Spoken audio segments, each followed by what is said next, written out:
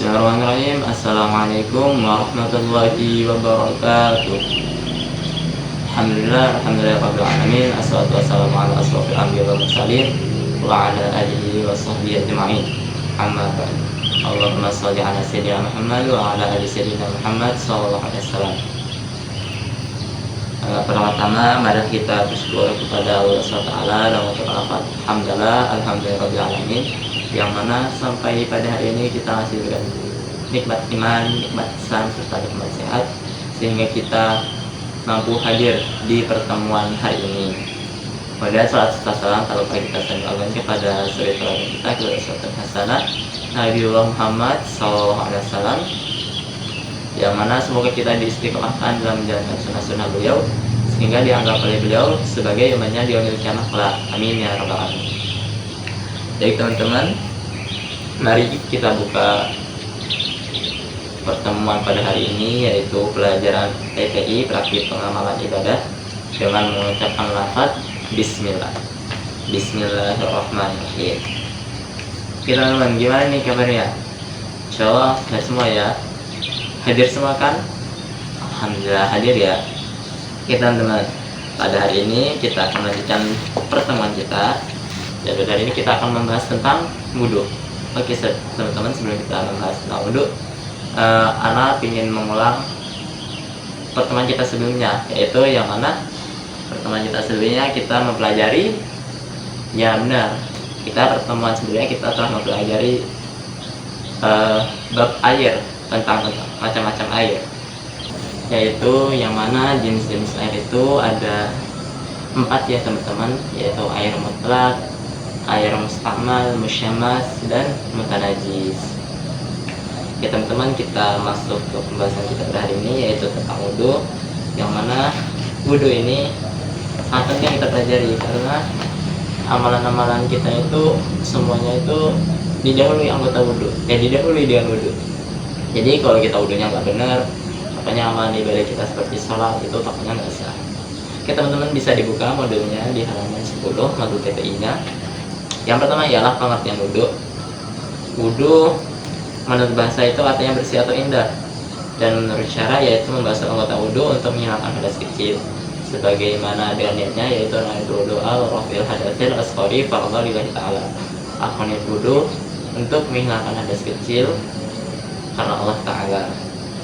Nah kemudian teman-teman, syarat-syarat sahnya wudhu itu di TPI ini ada 9. Yang pertama ialah beragama Islam. Tentunya kita jika ingin wudhu kita sah, itu tentunya kita harus beragama Islam dulu. Kalau kita nggak beragama Islam, ya kita nggak sah wudhunya. Kemudian yang kedua itu tamyiz, yaitu pandai membedakan antara yang baik dan yang buruk dalam pandangan agama, yaitu dia itu tamyiz itu hampir kayak balik, namun walaupun kita belum balik, namun kita sudah pandai membedakan antara yang baik dan yang buruk dalam pandangan agama, yaitu wudhu kita sudah sah. Kemudian yang ketiga itu suci dari haid ataupun nifas. Jadi untuk teman-teman kita yang perempuan itu kalau mau wudhunya sah itu harus suci dulu dari haid dan nifas. Kemudian yang keempat itu tidak ada benda yang menghalang-halangi sampainya air anggota wudhu. Contoh itu jam. Boleh kita wudhu pakai jam, tapi yang pasti airnya itu harus membasahi anggota wudhunya. Jadi kalau untuk berhati-hati lebih baik jamnya dilepas kemudian baru berwudhu. Kemudian yang kelima itu tidak ada sesuatu yang menempel pada anggota wudhu yang dapat merubah air, kayak tinta, sabun, dan lain-lain. Jadi kalau tinta itu kan sifatnya berlawan dengan air ya, tentunya akan merubah sifat airnya. Jadi dibersihkan dulu tintanya itu, baru kita berwudhu.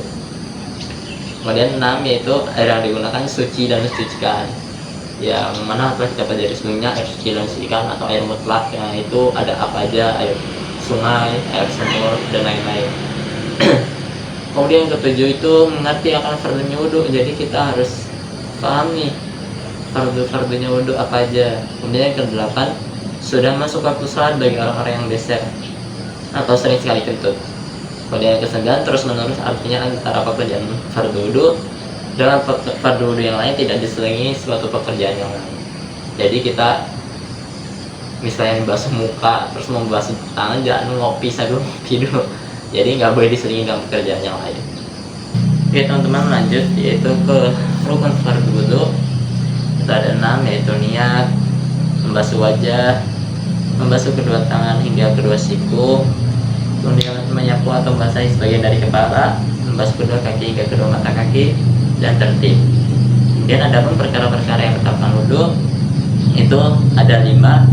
Keluarnya sesuatu dari salah satu kubul atau dubur, kecuali sperma, kemudian sentuhan yang kedua sentuhan kulit dengan yang bukan mahram dan sudah balik, kemudian 3 hilang akal, 4 tidur atau tertidur, 5 menyentuh kubul atau dubur anak Adam.